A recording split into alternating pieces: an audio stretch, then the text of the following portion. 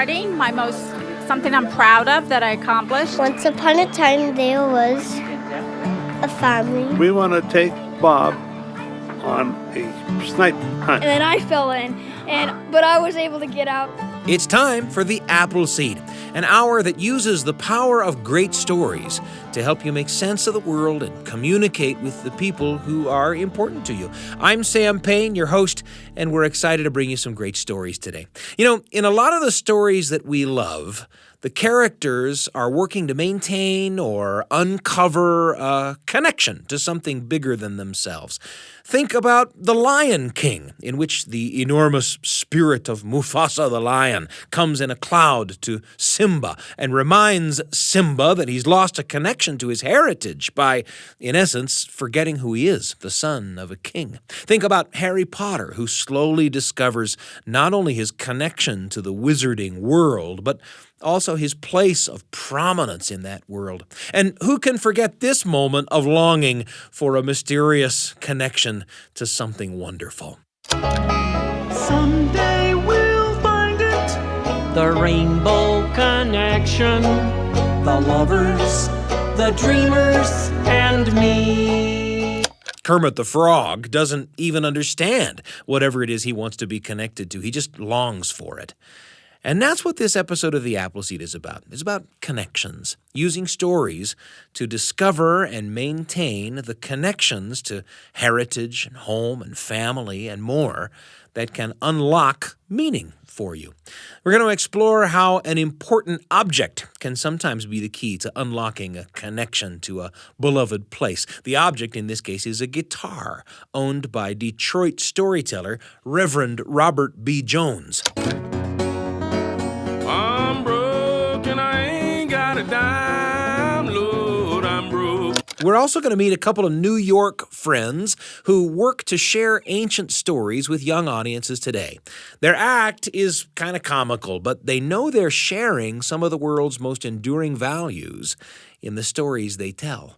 When you're in an improv group or a band or in a play, you're really succeeding or failing together.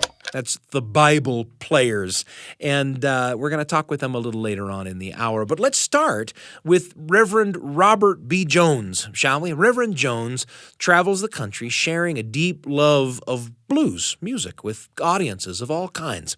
And audiences who hear him find themselves uplifted and moved by the music and by the stories behind it. There's something sacred, it turns out, in Robert's feelings about the blues. And before we get to that story about Robert's guitar, I want to introduce him to you by way of this little bit of conversation with Reverend Jones. When he visited the Appleseed studio to record some stories and songs for you, I asked him how blues guitar player Robert B. Jones became Reverend Robert B. Jones. And here's what he told us.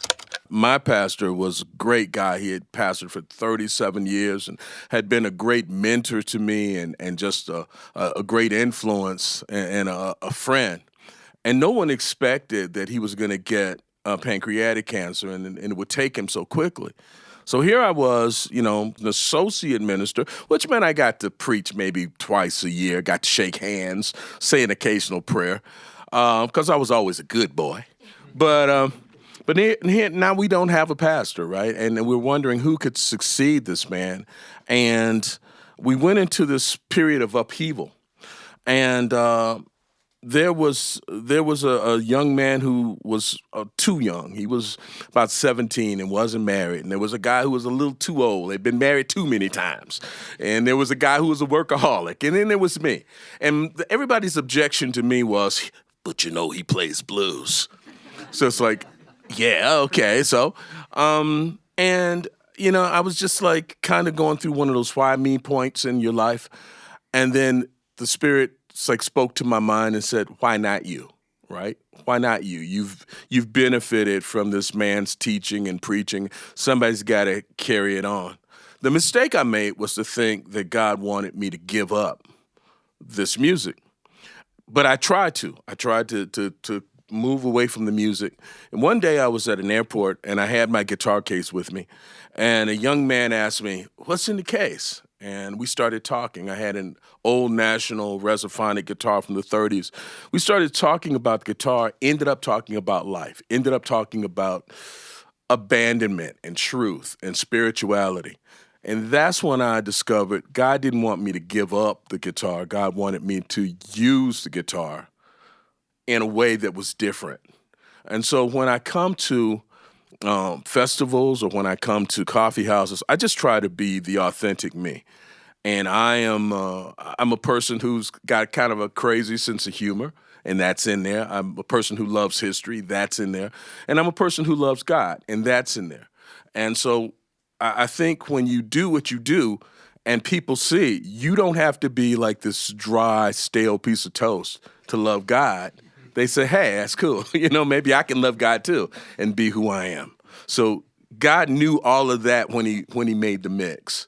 And so it's just a joy to be able to travel around and share with audiences of all kinds some of the things that have been poured into me. Yeah.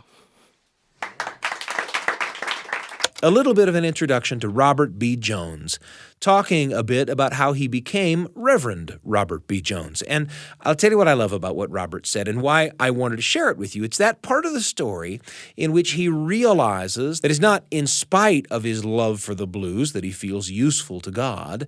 It's because of it. I know in my life, and it may be the same for you, that I sometimes think that I might be more useful if I were less like me. That's an easy trap to fall into, I think, especially because it's easy for us to see all the things we don't like about ourselves, all the things we wish we could change. And while there are always things about myself that I'll try to work on and improve, I find myself just a little bit inspired and comforted when I hear Reverend Robert B. Jones say, God knew all of that when he made the mix. There's probably an invitation there, and I make it to you now to sit down with some of the people who love you and talk together about some of the wonderful things in the mix that makes up you. You might be surprised at some of the terrific things people see in you, and they might be surprised at some of the terrific things you see in them. Anyway, we promised you a story about a guitar. I've always thought that important objects make great windows into great stories. You've probably got something on a bookshelf or a mantelpiece or a desk that holds a story worth telling. Robert B. Jones's guitar is just such an object. And it's kind of unusual. Its back and sides are made of narrow strips of wood laid close together rather than big solid pieces like most guitars you've seen. I bet he gets asked a lot why his guitar is that way. People probably wonder where he got a guitar like that. And Robert B. Jones has answers to those questions. And in those answers, you'll learn a lot about Robert, a lot about Robert's Detroit home, and a lot about the blues. He's in the Appleseed Performance Studio, along with our terrific studio audience. Let's go listen, shall we?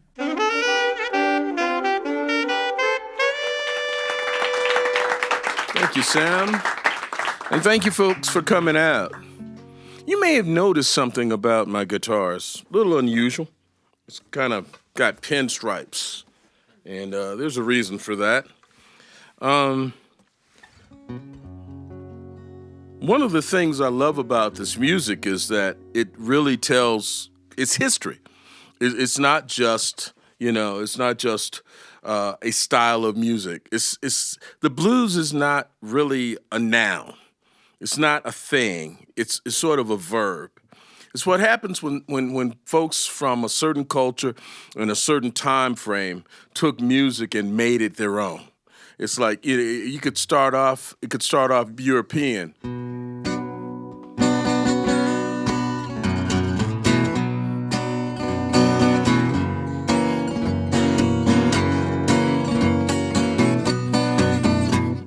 We just make anything into the blues, right?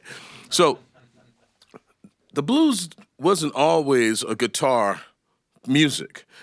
There were pioneers. There were people who changed American music. And you think about American music as kind of like this, well, I think of it as this experience of what happens when the European meets the African in the Deep South.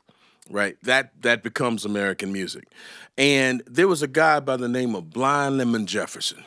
Not Blind Lemon Pledge, not Blind Melon Chitlin, but Blind Lemon Jefferson, because I guess his mama, after 12 kids, just ran out of names, right? And he was born in Wortham, Texas, and he was born blind. Big old boy, grew into a big old man. He had two talents in life.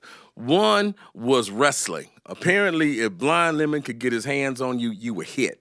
That was it, right? But his greater talent was to play these little bitty parlor guitars. Now, I don't know if you've seen old pictures of these guys playing these little tiny little guitars, but getting all this sound out of them. Well, Blind Lemon in the 1920s was one of the first people who made music on the blues guitar. And where everybody else was strumming, on top of old Smoky, all covered with snow, Blind Lemon was picking.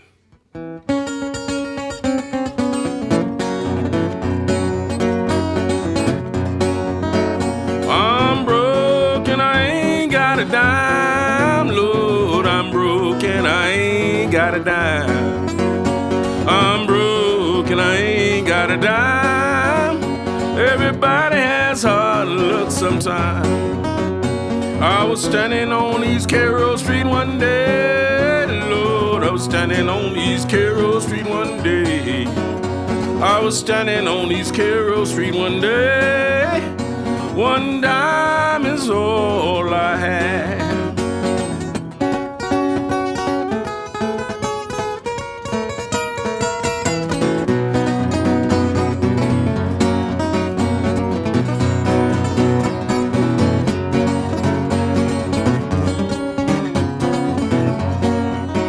Say, Mama, don't you treat your daughter mean. Lord, Mama, don't you treat your daughter mean.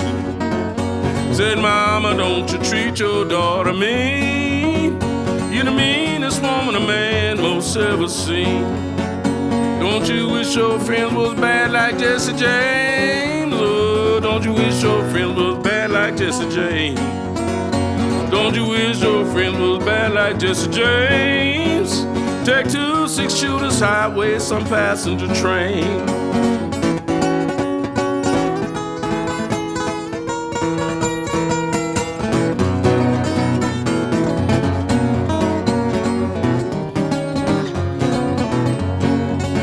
One thin dime was all I had, Lord. One thin dime was all I had. One thin dime was all I had.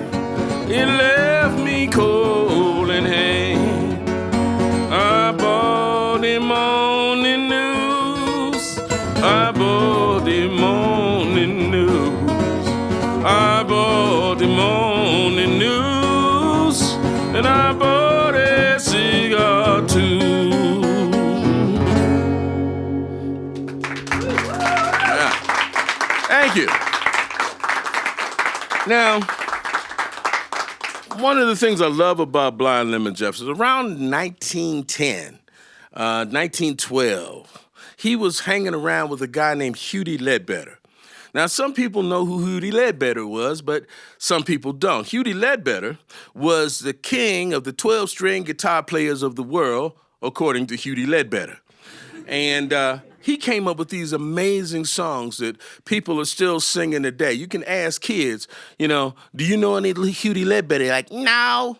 But you ask them, it's like, have you ever heard a song like, me and my wife can pick a bill of cotton. Me and my wife can pick a bill a day. Me and my wife can pick a bill of cotton. Me and my wife can pick a bill a day. Oh, Lordy, pick a bill of cotton. Oh, Lordy, pick a bill a day. Oh, Lordy, pick a bill of cotton. Oh, Lordy, pick a bill a day. And then if you ask their grandparents, do you know Hughie Ledbetter? They go, no. But then you say, well, have you ever heard Irene, good night. Irene, good night. Good night, Irene. Good night, Irene. I kiss you in my dream. So all of that music is from like that same era, like the turn of the 20th century, because a lot of things were happening in the turn of the century. Not 2010, but 1910. Detroit was building up in 1910, and it was an amazing place. Folks were flocking to the city of Detroit to build automobiles because this man by the name of Henry Ford came up with this idea called the assembly line. And Henry Ford was an equal opportunity employer. He was also an equal opportunity exploiter. And he brought in folks from all over the world. And he had white folks and Irish folks and Polish folks and Italians and African Americans. And he had thugs for every one of those flavors. So that if you drove anything other than a Ford car, the Italian thugs would come and beat up the Italian guy until he decided to get a Ford Model T. And the black guy would do the same thing. And so because of that, Detroit started to really rise. And they put up all of these amazing houses in the city of Detroit, built around 1910, 1912, 1913. And so being a student of history and a lover of Detroit, there's one house that caused me to really want to tell you the story about it. And it was built in 1910 on a street called Trumbull. And in fact, this house is a lot closer to you than you possibly can imagine.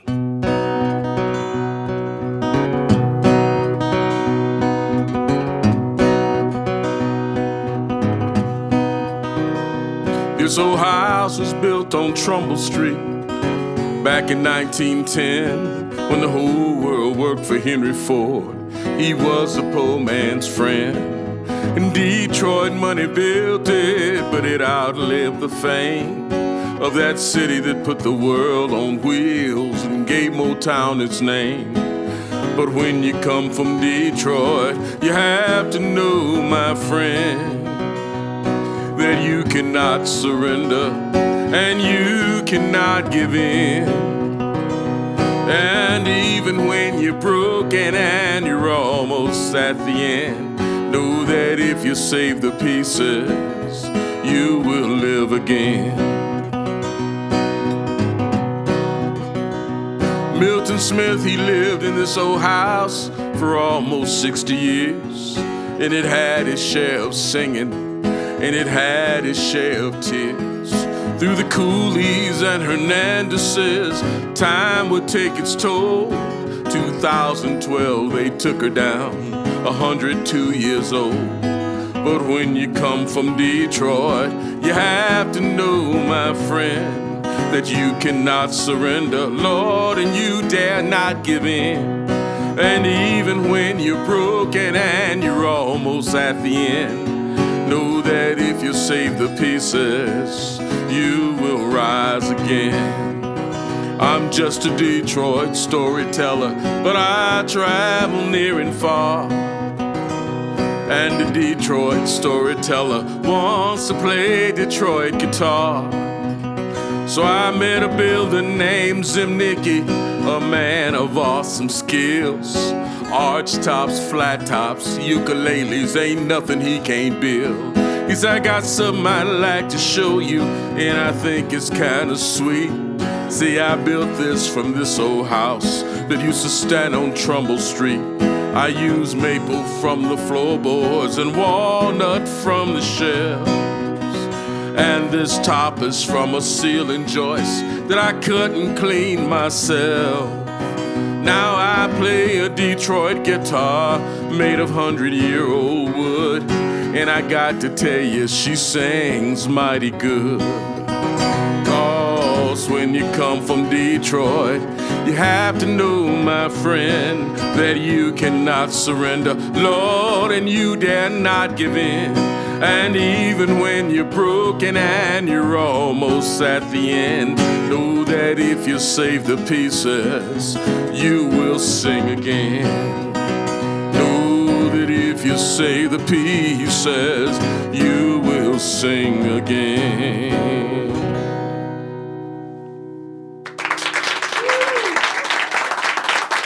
So, thank you. So for the radio audience, this guitar looks like it's pinstriped. It has wide ribs of maple, and those are floorboards separated by strips of dark wood, and that's walnut from shelves.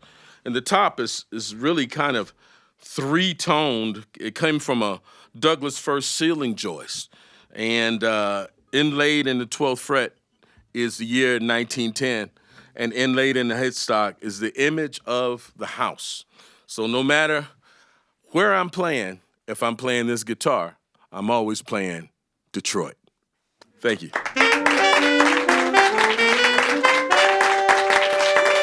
Reverend Robert B. Jones with that incredible song about how his guitar came to be, recorded for you live in the Appleseed studio on the very guitar that the song is about.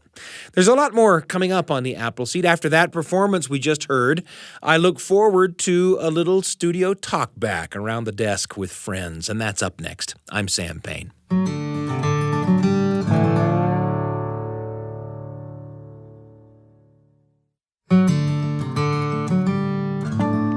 We just enjoyed a story in the Appleseed Performance Studio from Reverend Robert B. Jones, a story about an important guitar, a guitar that keeps him connected to his Detroit home. So wonderful to hear that story, and good heavens, to hear that music as well.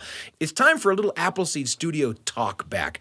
We're here at the desk with our producer, Brian Tanner. Brian, it's great to have you with me. It's great to be here. And also with Lacey Ivy, one of our assistant producers. Lacey, good to have you with me. Good to be here. I'm thinking about objects that help us stay connected to stuff. And Brian Tanner, you've got an object right here on the desk. I was thinking about the things that I own that help me think about the people that I love and the people that I'm connected to.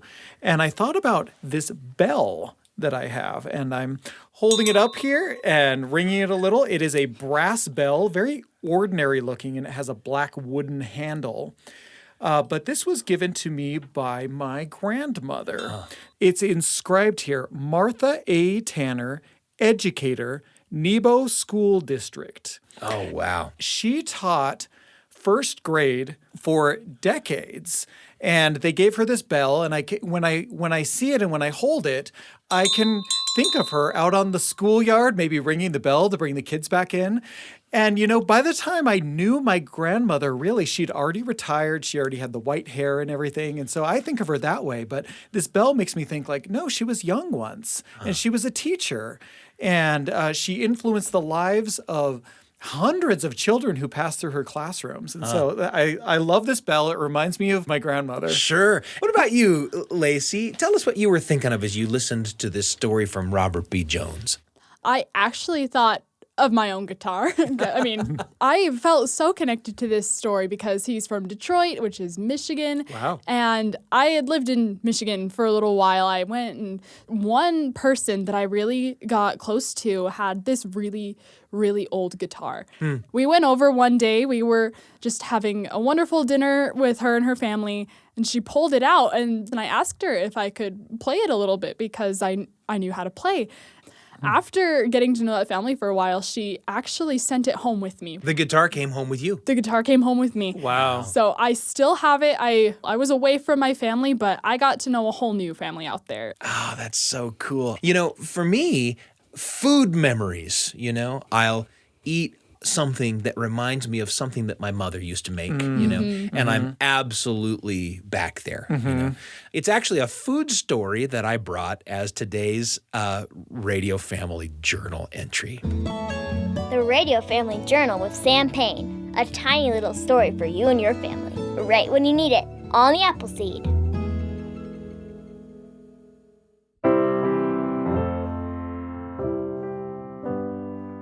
I was a senior in high school, and I was taking a foods class. Now, I had only taken the class really as a way to fill a required credit, and I don't know how much I was looking forward to it, but almost immediately I was won over.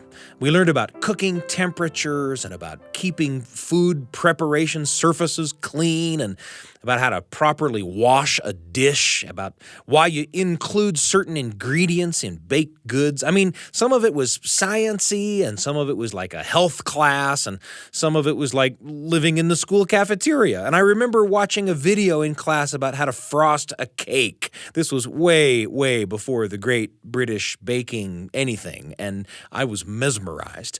I learned about buttercream frosting, and oh man, I'd better stop there because I got to finish this entry in the Radio Family Journal, and, well, my mouth is beginning to water. I found that making food was something I wanted to be good at, which is why I lost so much sleep over the final assignment. We were supposed to make an entire gourmet meal, all from scratch, for our families. We were to choose the menu items, prepare them, present them, photograph them, eat them, and then come back to class and talk about them.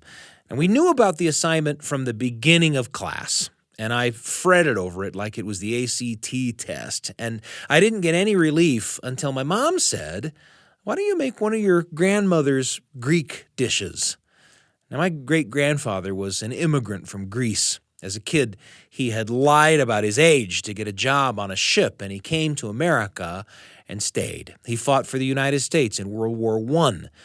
And my grandfather, though he had been born in Duluth and not in Thessaloniki, was every bit the Greek my great-grandfather was. And though my grandma's people were Scandinavian and not Greek at all, my grandfather's home was a Greek home, and my Scandinavian grandmother made the food my Greek grandfather loved.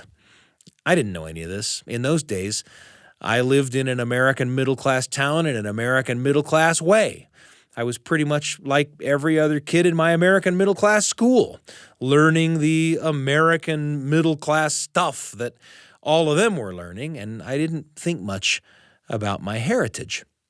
And then came this meal. My grandmother lived 700 miles away, and calling on the phone in those days was expensive. Of course, there were no cell phones. So this project started with a letter asking my grandma if she'd help me make a meal, and then a letter back from her with ideas for menu items, lists of ingredients.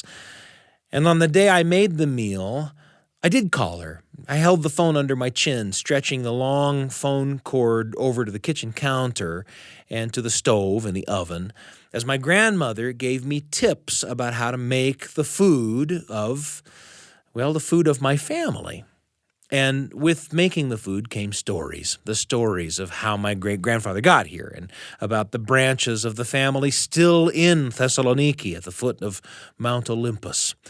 I learned about my family name, Pappas, a name shared with so many Greek immigrants, even though they're not related to each other, because it was a general abbreviation from their real names, which often came from the priests of their congregations, Papadopoulos or Papa Stefano, or in the case of my family, Papa Vasiliou, all shortened to Pappas in America. And I heard those stories. My grandmother taught me about oregano and rosemary and lamb and olive oil and olives and cheese. And her daughter, my mom, taught me about honey and phyllo dough and chopped pistachios as she showed me how to make baklava, laying down layer after layer of paper-thin dough and nuts and honey and butter, and then in the end, cutting the finished baklava into diamond shapes. This was more than a meal. When I was done, I was filled with the stories of my family. I was connected to my heritage in a way that I never had been before. I saw things about the relationship between my grandparents that I had never seen before. I saw things about their relationship with my mother that I'd never thought about. And of course, the next time I looked in the mirror, I saw things I had never thought to look at before. I saw the shape of my nose. I saw the thickness and color of my hair and the line of my jaw. I saw all that as meaning something. And the food was great. The kitchen smelled like my grandma's house. I remember my mother leaning over the pans as they came from the oven, deeply breathing in the family smells. And then we called my brothers and my sister into the kitchen and my dad. And we sat at our little kitchen table and we ate. I don't think that meal changed anyone's life, not anyone else's, at least. It wasn't a miraculous example of proficiency in the kitchen. It wasn't the best lamb or baklava anyone at the table had ever had, but it changed me. Over the course of the day, I felt like a window had been opened between me and my Greek family. There was more to me, as it had turned out, than just me. I was part of a heritage, and that changed everything.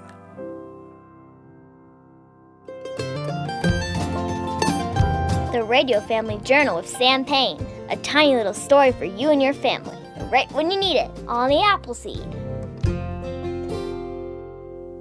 Thanks for joining us for that entry in the Radio Family Journal. Family storytelling helps us develop a sacred connection to the people we love and to those who have gone before us. It turns our hearts toward where we came from. And maybe the story of a meal made for a high school assignment, as simple as it is, reminds you of something over which you can connect. It's been really fun to talk with Lacey Ivy about a guitar that came home from a time when she lived in Michigan, a guitar that she still has. Lacey, thanks for sharing that story with us. Yeah, of course. And Brian, you brought that bell. Just ring it one more time. Yes. Recess is over. That's right. There's a lot coming up on the Appleseed. Up next, we're going to take you to St. Louis, Missouri, where we ran into a couple of New York friends on a performing tour. Andrew Davies and Aaron Friedman are their names, and together they're the Bible Players, sharing some of the world's ancient stories with today's audiences. And as they're doing it, they find themselves part of a conversation that includes ancestors, storytellers, and people of faith that go back thousands of years. And you're going to meet them. It's coming up. I'm Sam Payne.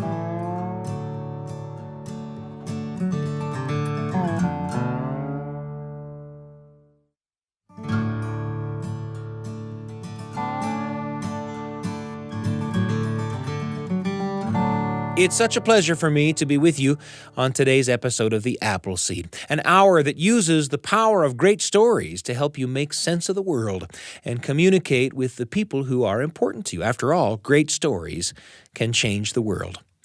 I think about the two friends to whom I want to introduce you next. These two friends work together to share some of the world's oldest stories with some of its newest people. And that makes them feel like they're part of a great conversation that began long before them and will continue long after. I got to see these guys perform for one of their terrific audiences on tour.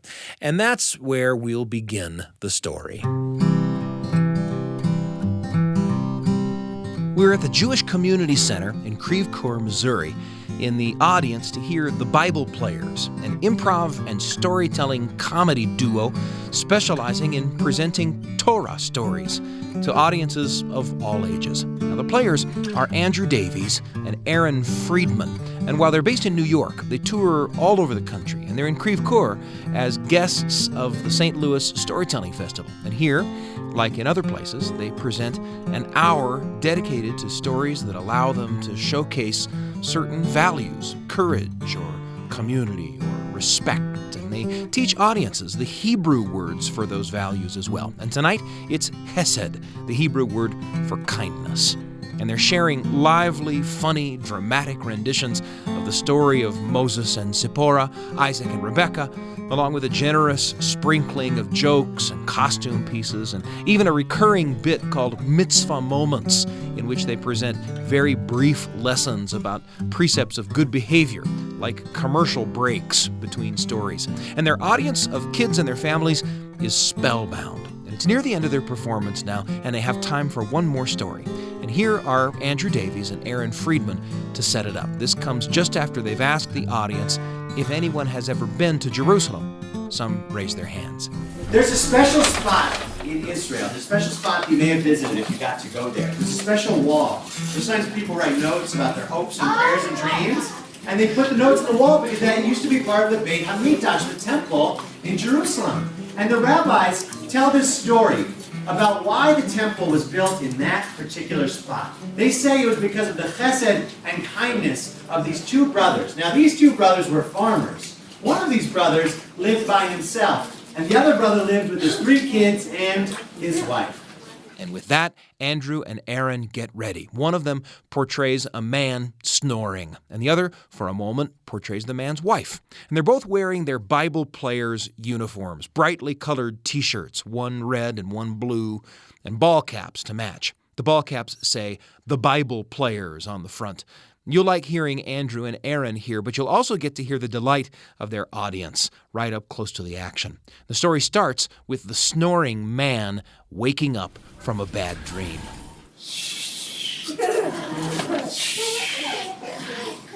Brother! Oh my goodness, husband, you woke me up. I'm sorry. You know I'm trying to get some beauty sleep. Yeah, I think you need some more. That's what I'm saying. I cannot sleep, honey. I can't sleep. I keep worrying about my brother. Oh. He's all alone. Oh, well, it's nice that you're thinking about your brother, but why don't you stop thinking about it and start acting? Acting, to be or not to be, that is the question. No, more Jewish. To be or not to be. Oi, what a question. No. Sorry, I'm saying acting like take action, you know? A man of words and not of deeds is like a garden full of weeds. With that, you're getting the flavor of a show by the Bible Players. The husband in the story decides to secretly bring to his brother a sack of barley. But across the field, the second brother, played by the Bible player who a moment ago played the first brother's wife, is pondering on his own good fortune and on the plight of the first brother having to care for a family when the second brother has only to grow enough grain for himself. So, just as the first brother is planning to secretly deliver a sack of grain to the second brother is planning to secretly deliver a sack of grain to the first brother. Each unknown to the other, they set out, each to the other's house, singing. I-ho, I go, bring barley to my bro. That's all I'll sing. Copyright infringement. I-ho, I-ho, I-ho. I'll just leave this sack by his door. The brothers return, each to his own house, to find a mysterious sack of barley on his porch. Baffled by the mystery, the next night they try again, each brother secretly delivering a sack of barley to the other's porch. This leads to a sequence where Andrew and Aaron, as the two brothers, run back and forth again and again, each trying harder and harder to leave a sack of barley on his brother's porch, only to find a mysterious sack of barley on his own porch when he gets home. And the audience gets more and more giddy. What the hey, Bob Zion? Wait, I brought this bag to my brother twice. I brought this bag of barley to my brother twice already. Okay, I'm bringing it again now. Stay.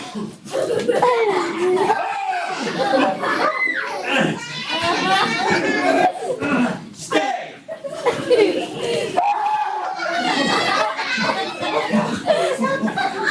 Brother, what are you? But I thought, oh, you little son of our mom. Brother, what are you doing? Brother, I was bringing you some barley because you don't know how to get food. I have my wife and 3 kids here all alone. Oh, brother, I was bringing you a sack of barley. I just have to feed myself, and you have so many mouths to feed. What chesed, what kindness. Oh, I love you, bro. Ditto,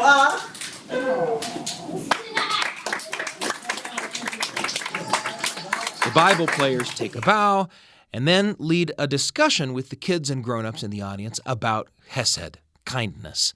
And they ask questions that help their audience discuss kindnesses that they've done to others and that others have done to them. And at the end of it all, the Bible players wrap up the show with their signature rap, their theme song. Because we're the Bible players, the Bible players. Who makes the Bible lots of fun? Whose Bible playing job is never done? The Bible players, the Bible players. Now God didn't like the Tower of Babel, so he confused them all with biblical Scrabble. Goliath was a scary, hairy jock, but David took him down. That guy did rap. Moses talked to a burning bush. If he sat on the plank, he'd have a burning tush. Because we're the Bible players, the Bible players. Who tells stories and it's funny too? Who makes the Bible feel brand new? The Bible players, the Bible players. Thank you so much, everyone. After the show, in the hall, Andrew and Aaron are mobbed by fans at the merch table. Things clear out as soon as the ice cream truck arrived. It's a planned part of this performance. And I spend a few minutes chatting with Andrew and Aaron about their work. We're there in the lobby of the performance and still in company with some of their fans who chat with each other as I'm talking with the players. I ask them how the Bible players came together in the first place. Aaron and I are old friends. And we're somehow still friends. We love each other. Barely. We went to high school together in Philadelphia. We met doing performing in the Music Man together in high school. And we clicked, and then after college, we both wound up living in New York City, where we were both teaching at, Jewish Sunday school and also pursuing improv comedy, stand-up comedy. And we decided, let's combine our love of comedy with our love of Judaism and Bible stories, and we created the Bible Players. Yeah, and part of the birth was also we were working at a summer camp together, and on rainy days, they didn't know what to do with all the kids, so they asked us, what can you do with like 300 kids in a gymnasium? Like, we don't want to just keep showing them the same movies over and over again. So, necessity is the mother of invention. And so on those rainy days, we just started coming up with games and stories and scenes. And, you get feedback from kids real fast. Kids do let you know really quickly if they are into it or not into it. They are not subtle. So we really learned what the kids loved, and we started writing stories, and we thought about the values we could teach through stories. In the audience we saw today, we saw a lot of kids, we saw a lot of their parents and grandparents and things like that. What's the difference between performing for, I guess, you talk about having a background in improv, which is probably not largely a kid audience, right? No, it's true. What's the difference between performing in that environment and performing, material that has a lot of the same underpinnings, but for a kid audience? Good question. I'll say that performing with kids, it's really a lot about the energy. I mean, the energy that you give to them, they give back to you. And that's what's so much fun about performing for kids, is that you feed off of their energy. Their giggles, their smiles, their engagement really spurs you on. And we find that physical comedy is often great with kids. I think as a culture, we used to sort of appreciate physical comedy. The Marx Brothers used to be the heroes, and Buster Keaton and Charlie Chaplin. And somehow we've sort of gotten too cool for that, I guess, but we really find that it's the best. Like, kids love when you slip and fall down, or carrying something too heavy and fall down, or we have a whole scene that's just me opening and closing my arms. That's kids' favorite thing in the world. So you can spend hours crafting a beautiful, meticulous, clever joke, and then we just do something with our arms, and that's an even bigger laugh. So what we really sometimes do is we say that we write the morals and the clever jokes for the adults, and then we find the physical comedy that will bring in the younger kids. There's such a kind of arms open, kind of welcoming stance that you guys have in terms of these, again, the values that are inherent in the work, the values that you're trying to bring to the kids. I imagine that some of that is kind of sowing seeds that are gonna bear fruit where you can't see it, Yeah. I mean, but do you get to see any of that? I mean, certainly you're connecting with your audience on a comic level. Mm-hmm. Certainly you're engaging your audience on an involvement level, and you get to see all the enjoyment. Right. Do you get to see some of the blossoming of some of those? Some of those values, ideas, do you see light bulbs coming on for kids? We do. When we started, we realized that the first rule of improv and also a famous Jewish prayer are the same. It's called the Shema, which in English means listen. And the first rule of improv is always listen. So we encourage the kids to listen to each other. And we've been doing it long enough where we've seen kids who were 5 and 6 years old, and now they're teenagers, and terrifying. But they come up to us and they're like, I remember you came to my school and you taught this story and I learned to listen. And they're doing improv in high school now, and it's really rewarding. Yeah. I think in my life when I was younger, there was a certain age where I got tired of competitive sports and I found theater. And for me, the wonderful thing about the arts is that you're really just competing with yourself and you're trying to build something great together. And so when you're in an improv group or a band or in a play, you're really succeeding or failing together.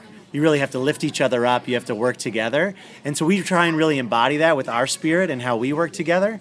And through improv games is really a way to sort of work that muscle of acting and supporting each other together. So what I really love to see with kids is that after a show, sometimes I will see kids playing our improv games together. And they're simple enough that you can play them completely on your own. You don't need adults to play them. And to play cooperatively and collaborate together, I just really feel like that's going to turn them into better humans as they go on. It's a practice to keep practicing. Do you get to do, we observed, a show today with a largely Jewish audience, right? Do you find yourself getting to perform for people outside of that community, being kind of the window into ideas that are Jewish, into ideas that are based in the Torah, right? That, you find yourself performing for Christian audiences or Muslim audiences, or is that do you find yourselves, I guess, in a way, being the way in for some people, as they observe your work? For the most part, we're performing for largely Jewish audiences, but from the beginning, it was really important to us that everyone feel welcome at all of our programs, and that we really feel that the values that we're teaching are really human values that everyone can connect with. Our real feeling is that if your faith and your religion and your community helps you to treat other people better and to support the people around you and create a stronger community, then it's really beautiful, and we support that. And so in the way that we can help people to understand the Jewish values and some of the Jewish stories we grew up with, we actually really love that. Actually, last week we were flying to Pittsburgh, and sitting in the exit row and seated next to us in the exit row were two sisters, were two nuns. And we ended up talking with them the whole flight, and they were doing programs in Pittsburgh and we were doing programs in Pittsburgh, and they were completely separate, but we just talked about all the things that we have in common and how much we all have to learn from each other's cultures. And I think we don't have enough time in our busy lives to learn everything about everyone, but whenever we can expose people to a new culture and learn about a new culture ourselves, it always enriches us. And they got all our Bible jokes, too. Yeah. They know their Bible. They did.